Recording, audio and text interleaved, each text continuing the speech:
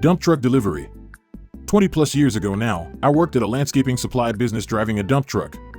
I've been a software engineer for most of the time since, but at that time, well, mistakes were made and I spent a few years driving a truck. These were single axle trucks, 26,000 pounds gross. We often overloaded them by about a ton. Mosquito was on the edge of the area we often delivered to, and we occasionally took rock or mulch to the high school there. I arrived one day with probably 4 or 5 tons of topsoil. If I recall correctly, I had to drive around the school and find someone. I suspect I had been instructed on where to meet people, and those people weren't there. I asked after the name I had on the delivery ticket. It was written on there like I should know who they were when I found someone behind the school and was informed that it was a math or physics, I don't recall, but something STEM related, teacher I was looking for. I think I asked that person if they could find the teacher for me.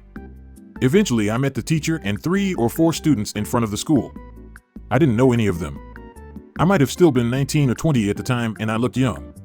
It wasn't rare to be forced to find people for a delivery, and everything was normal so far.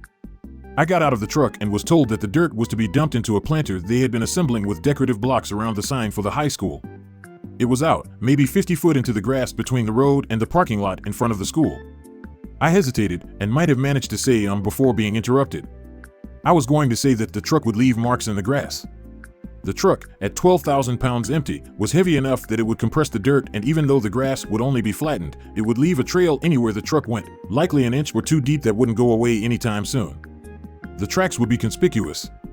I don't recall if I got more than 1 syllable out before I was interrupted with a condescending tone, initially from the teacher and then from 1 or 2 of the students. I tried to speak again, and again I was met with a mix of disbelief that I didn't understand the instructions, and further attempts to explain what they wanted me to do as though I was 5 years old or didn't speak English. I believe I attempted to speak 2 or 3 times before giving up. I acquiesced, got back in the truck, and proceeded to drive out into the grass, leaving ruts that the groundskeepers would regret for years to come. The grass will be cut off level above these ruts, but you'll still feel them when you drive over them with a mower. I backed the truck up to one side of the planter and dumped dirt in until it was piled above the small semi-oval retaining wall, and I was signaled to stop. The sign was in the middle of the planter, which meant that the pile was only on one side. The other side was pretty much empty. I expected that we would want to drive to the other side of planter. When you dump enough piles of something, you get a feel for what it's going to take to fill a space, but after being told to stop, I got out to suggest that they would want more dirt here to fill the entire planter.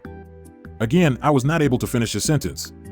I attempted to tell them that when they spread the dirt out in the planter, it wasn't going to be anywhere near the brim.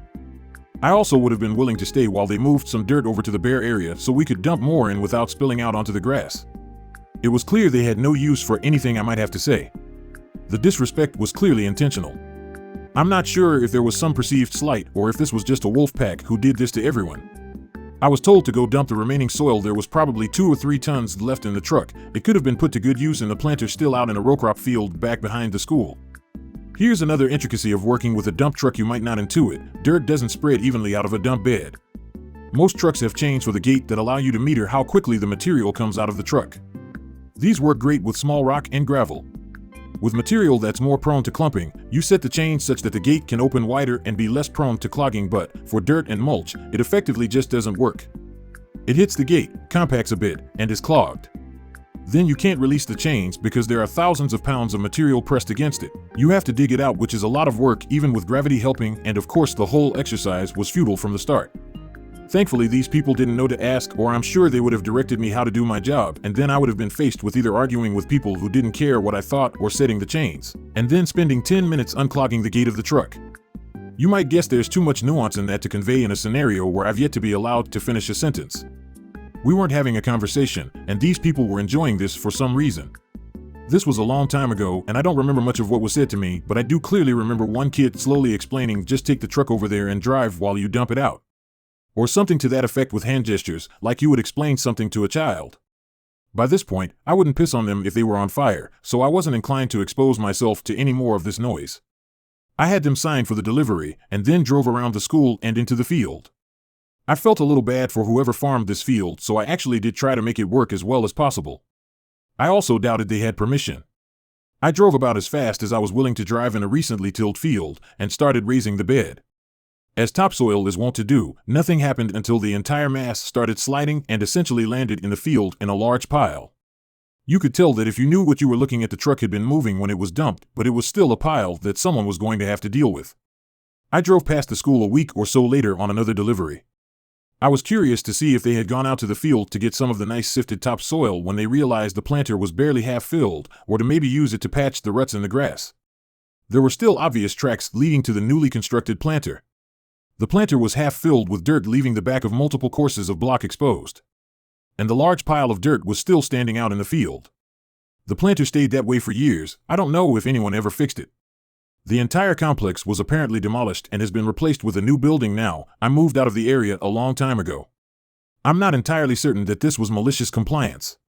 I wasn't trying to be malicious, but I wasn't going to argue with people who were being both insulting and borderline hostile.